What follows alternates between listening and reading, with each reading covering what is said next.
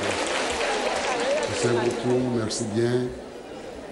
Je voudrais qu'ensemble, en votre nom, toutes les institutions de notre République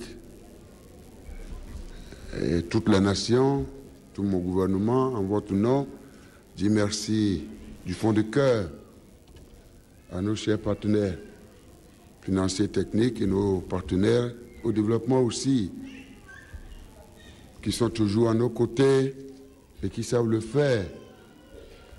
Depuis que nous avons commencé ce combat contre cet ennemi commun, le seul, il est le seul, la pauvreté. Mes chers compatriotes, je dois vous exprimer toute la joie qui m'anime aujourd'hui, parce que cet acte qui vient d'être posé traduit le symbole de ce qui m'anime, la solidarité nationale et le sens de partage. Une nation se bâtit par ce socle. Et je crois que le professeur Gaza, ministre de la Santé, l'a si bien expliqué ce que nous voulons faire, là où nous allons. Nous nous retrouvons aujourd'hui dans un contexte, vous le savez bien, où toute la communauté internationale s'interroge aujourd'hui où se trouve le monde. Comment se porte notre planète dans tous les domaines?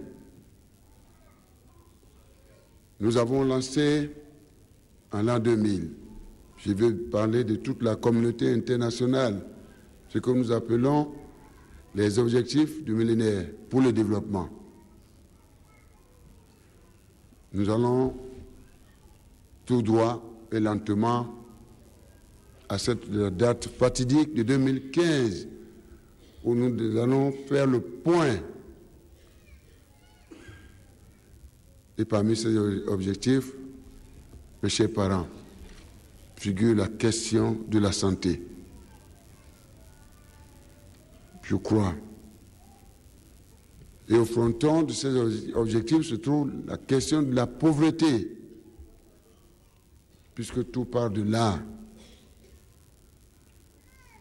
Et depuis qu'on s'est retrouvés, depuis 2006, et cette question nous hante. Semble-t-il aujourd'hui que notre pays serait sur cette question de la pauvreté, à un taux de pauvreté monétaire de 35%, semble-t-il. Peut-être que nos chers partenaires des Nations Unies qui suivent ces questions ont actualisé. La situation s'est-elle aggravée ou la situation s'est-elle améliorée? Eh bien, nous posons cette question, mes chers compatriotes.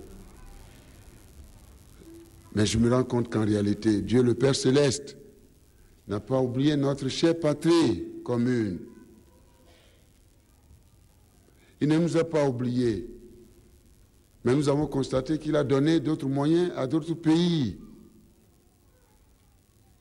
Je pense à des ressources du sous-sol qui viennent en principe, si elles sont bien gérées, faciliter encore la gestion des affaires de tout un pays. Mais en attendant, avec les moyens modestes que nous avons, les seuls, puisque le Bénin aujourd'hui est le seul pays dans notre zone, communauté économique des États de l'Afrique de l'Ouest, à n'avoir pas encore réussi à identifier ce que Dieu le Père Céleste a mis dans son sous-sol. Donc à travers cette gouvernance que nous avons su établir, si on nous dit qu'on est à un taux de pauvreté monétaire de 35%, je crois que nous devons en prendre date et acte. Mais je dis bien, il y en a qui sont mieux nantis que nous. Où on parle de taux de pauvreté, toujours monétaire, de 50% ou de 60% sur le même continent, ce n'est pas une manière de nous excuser, mais c'est pour vous dire quoi? Nous voulons aller de l'avant. Nous pouvons encore approfondir. On dit souvent, pour réduire la pauvreté, il faut absolument accélérer le rythme de création de la richesse, la croissance économique. Il faut qu'elle soit forte. Mais il y a aussi des questions qu'on doit se poser s'agissant du partage. La croissance économique peut être très forte et cohabiter avec un taux de pauvreté profond ou trop élevé. Tout est question de partage. Comme la croissance économique peut être faible, mais si ce pays s'efforce de veiller sur le sens, sur la répartition de cette croissance, eh bien, ce pays peut absolument être stable.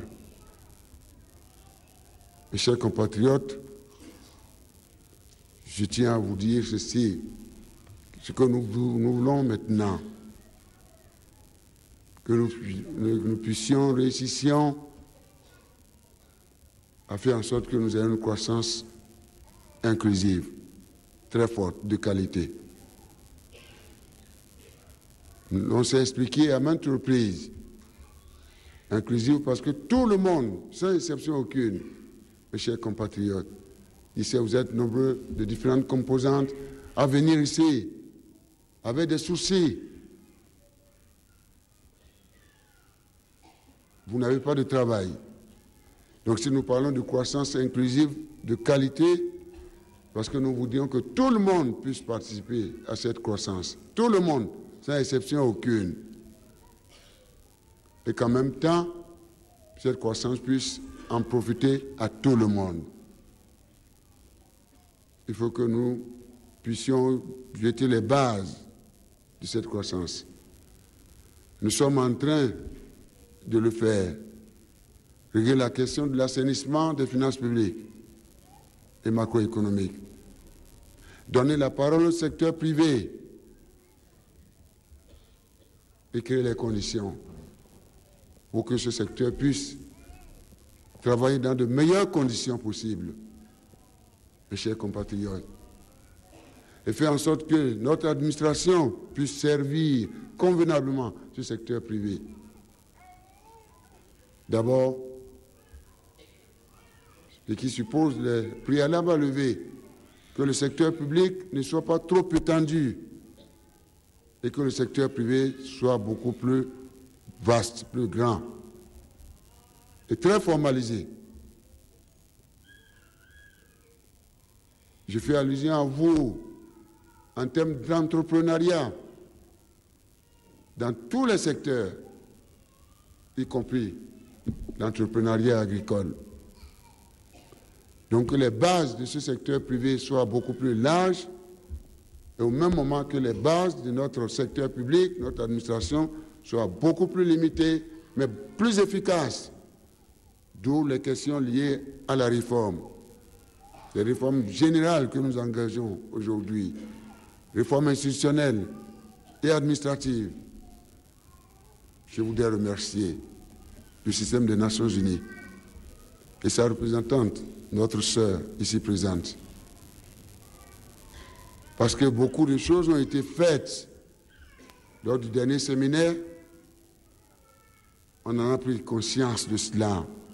Et le ministre s'est bien expliqué, chargé de la réforme administrative et institutionnelle.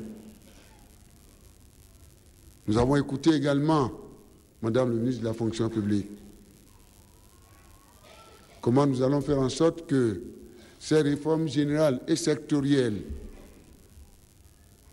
symbolisées par les deux ministères, peut-être qu'il faut les unifier aujourd'hui, puissent être efficaces pour qu'ils puissent servir convenablement le secteur privé. Il faut absolument que nous produisions intensivement, Alors de là, un certain nombre de questions de préalable aussi à lever. Comment nous allons tout faire pour éviter l'exclusion et les inégalités? Et à ce niveau, puisque nous parlons du taux de pauvreté, nous devons intégrer tout ça dedans. En réalité, en termes réels, nous devons intégrer le degré d'accès à l'eau, le degré d'accès à l'électricité, au logement, à l'école, aux soins de santé, etc. Mes chers compatriotes, voilà le souci qui nous anime et qui anime mon gouvernement, tout mon gouvernement. Et nous n'allons pas vous décevoir. Nous sommes décidés à aller de l'avant. Et comme je vous le dis, cette séance vient à point nommé puisque, que ce soit au niveau de la communauté internationale, au niveau de chacun de nos pays, chacun est en train de faire ses comptes aujourd'hui. Où en sommes-nous en termes d'objectifs de développement pour le millénaire? Où en serons-nous en 2015? Et après 2015, qu'allons-nous faire? C'est dans ce cadre que le secrétaire général des Nations Unies a mis en place ce panel de hautes personnalités, supervisé par 3 chefs d'État, mes chers collègues. La présidente du Libéria, le Premier ministre britannique et le président, je crois, de l'Indonésie. Ces 3 chefs d'État supervisent un comité de hautes personnalités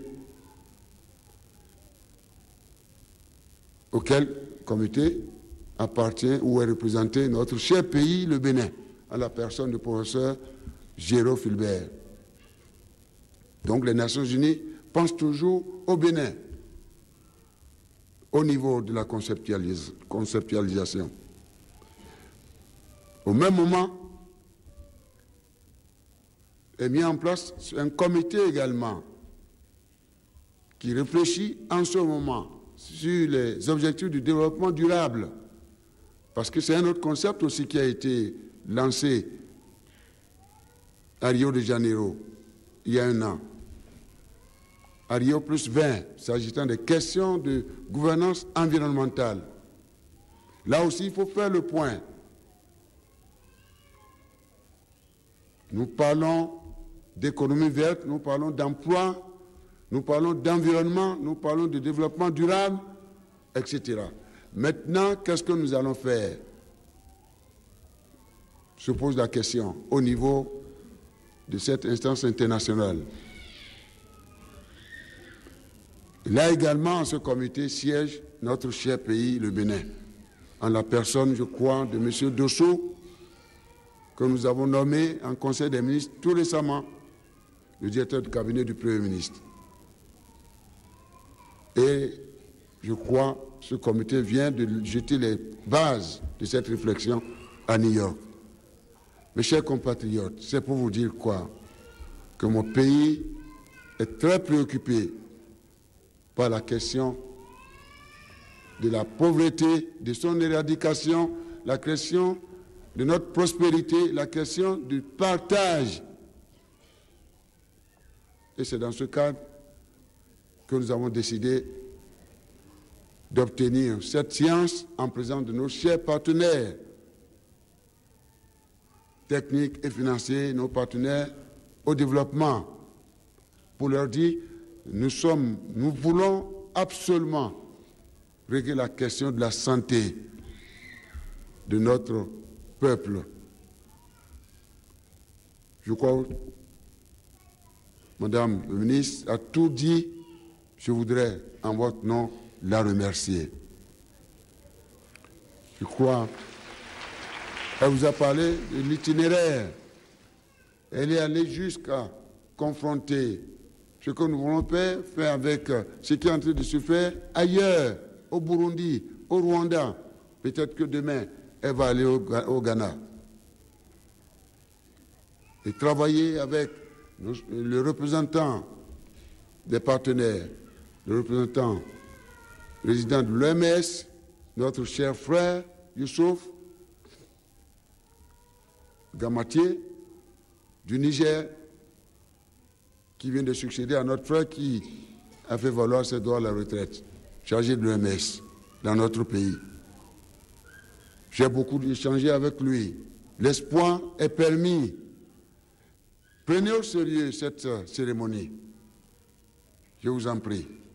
Mes chères mamans, mes chers jeunes, merci d'être venus aussi nombreux. Je pense, je vous l'ai dit il y a quelques jours, lorsque vous êtes venus me voir, vous me dites que vous êtes fatigués. Vous, les émigrants. Vous êtes fatigués de faire les émigrants, je crois. Je crois en la voix de Robert. J'ai compris le sens de votre présence aujourd'hui. Je pense à vous, mes chères sœurs, mes chères mamans. Nous sommes venus ici pour partir sur de nouvelles bases, s'agissant de l'accès aux soins de santé, d'une manière générale. Donc je crois, tout a été dit, nous allons progressivement vers une couverture totale, une couverture sanitaire totale. Je dis progressivement, mais basée sur la solidarité nationale. C'est fondamental.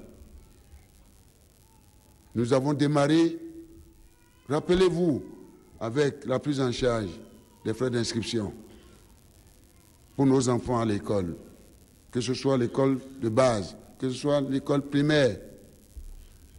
Nous avons continué avec le genre, les filles, cette gratuité a continué au secondaire en troisième, jusqu'en troisième. Et nous avons lancé les discussions pour que nous puissions aller jusqu'en terminale, même si on nous dit que nous violons notre Constitution, puisqu'il n'y a pas la distinction genre. Mais une femme éduquée en vaut deux. Nous progressons. Je suis en train d'énumérer les mesures sociales que nous avons lancées. La gratuité de la césarienne, elle en a parlé.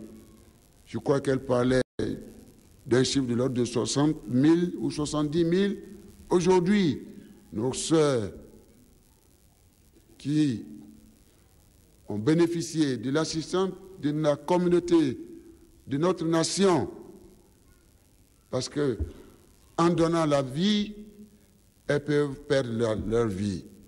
Mais aujourd'hui, les 70 000 ont donné la vie et ont gagné la vie. Je dis merci à la nation.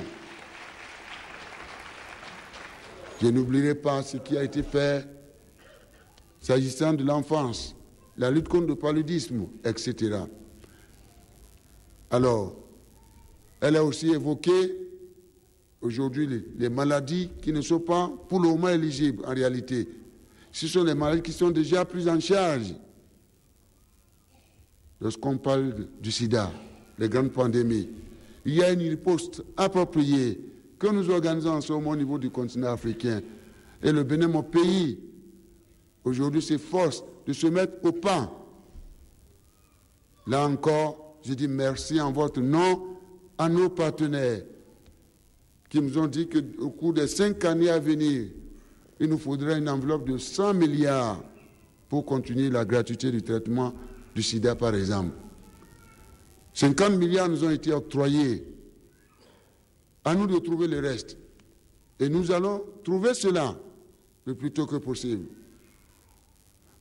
Mais le régime d'assurance maladie universelle, dans sa forme actuelle, ne peut pas tout faire. Son exposé a été clair et net. Alors donc je vais conclure en disant ceci. Nous démarrons. Nous pouvons trébucher, que les politiciens nous en excusent. Mais nous sommes sûrs que nous allons corriger les erreurs. Nous allons apporter les ajustements au fur et à mesure, comme on l'a fait au moment où on lançait les microcrédits aux plus pauvres. comme on l'a fait lors du moment où on a lancé la gratuité. Nous démarrons comme on a fait au moment où on a lancé la gratuité de la césarienne. Donc, je leur demande d'ores et déjà les excuses pour les flottements inévitables à venir. Mais, en réalité, nous sommes partis sur des bases solides. Parce qu'elle a indiqué les précautions qui ont été prises. Et le représentant de l'OMS a été très clair, je voudrais le remercier, le cher ami et frère Youssouf, qui a évoqué nos atouts. Déjà, il y a plus de 200 mutuelles dans le pays qui couvrent plus de 50% de notre territoire, concernant près de 2 millions de Béninois et de Béninoises. C'est des atouts. Donc déjà, la culture est en train d'être consolidée. Donc en réalité, nous ne sommes pas en terrain inconnu. Donc nous sommes sûrs que nous allons réussir. Je tenais à vous passer ce message d'encouragement. C'est un mécanisme que nous avons lancé et je vous demande d'adhérer, mes chers parents, mes chères sœurs, mes chers frères, quels que soient vos rangs. Je crois que les contours ont été déterminés.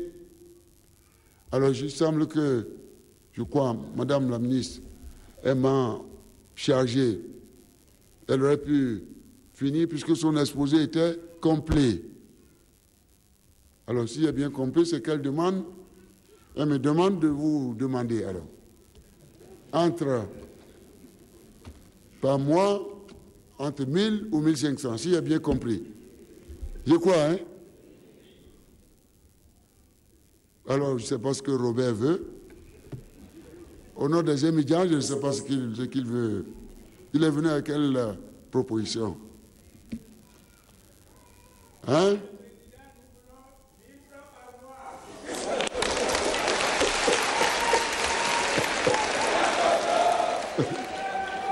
Bon.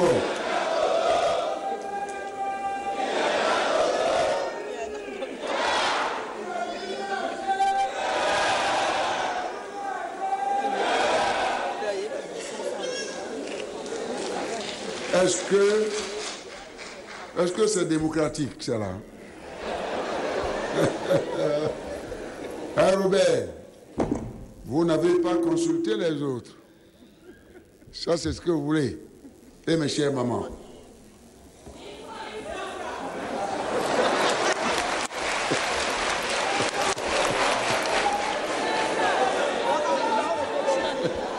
Bien, très bien. Vous voulez 1000 francs?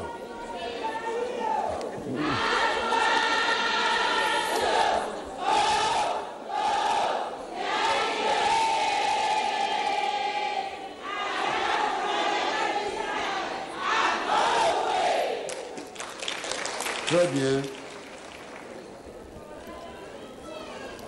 Tchakidopo, c'est bien ça.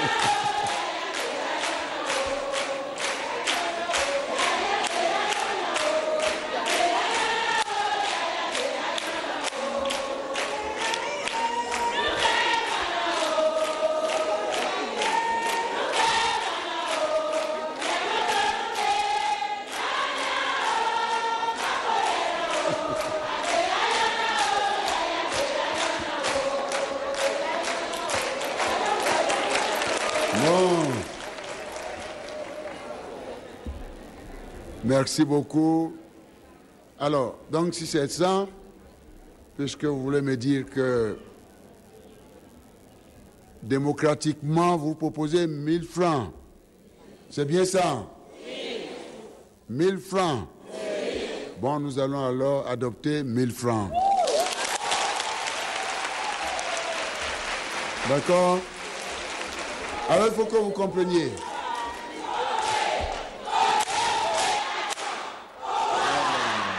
Très bien. Alors, vous comprenez ceci, l'avantage. Je crois que le professeur va expliquer. Nous aurons l'appui de nos partenaires techniques et financiers pour sensibiliser. Elle nous a appelé à une meilleure communication, une meilleure sensibilisation. Et notre cher frère a absolument et avec raison nous a demandé une véritable politique de financement du RAMU. Ça, c'est des messages très forts. Aller dans toutes les contrées avec ce montant, 1000 francs par personne et par mois. Vous savez très bien, là où je suis ici, je vous souhaite, je crois, une santé solide. Et je vous confie à Dieu le Père Céleste que Dieu vous donne une santé solide. Mais il semble que on ne peut pas éviter cela. Si quelqu'un décide d'adhérer avec 1000 francs par mois, mais s'il tombe malade, si j'ai bien compris ce qu'elle m'a expliqué, je préfère vous expliquer ça terre à terre. Si ce n'est pas ça, elle va me le dire. Si je me suis trompé, elle veut dire si par exemple vous tombez malade et que le traitement de cette maladie nécessite 1 milliard, eh bien c'est toute la communauté qui prendra en charge le milliard. Ça vous intéresse, oui ou non? Oui. Je crois que c'est très important. Je croyais que vous alliez applaudir. Hein? Parce que il y en a qui tombent malades. Et il faut beaucoup d'argent pour les soigner. Or, la nation tout entière a beaucoup de priorités. Donc, ce qui nous reste maintenant est de mutualiser notre volonté, notre détermination et nos capacités. Donc, que chacun puisse s'efforcer d'adhérer à ce mécanisme. Aidez-nous à bien expliquer aux uns aux autres, à tous les citoyens, à tous les compatriotes de notre chère patrie. Nous voulons être une patrie unie, une patrie solidaire, une patrie mieux gérée, mieux gouvernée, une patrie prospère. En tout cas, je voudrais vous dire que je vous remercie et c'est sur ces mots que je déclare aujourd'hui lancer cette cérémonie ou ce mécanisme qui va nous conduire totalement vers une nation totalement solidaire. Et que, au titre des nations où nous parlons de régime d'assurance maladie universelle, notre pays puisse en faire partie et notre pays puisse exceller. Avec la santé et l'éducation, le Bénin devient, eh bien, une nation prospère. Nous sommes en train de prendre les précautions à cet effet. Soyons unis, soyons ensemble, parce qu'ensemble, nous sommes plus forts. Que Dieu bénisse notre cher Bénin et que Dieu bénisse nos chers partenaires. Merci d'être venus aussi nombreux. Merci.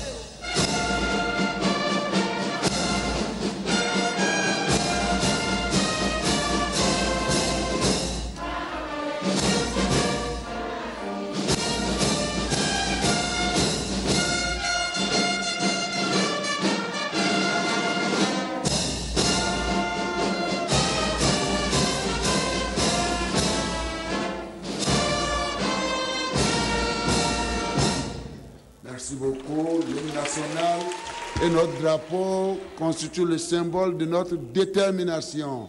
Que Dieu bénisse notre chère patrie. Merci.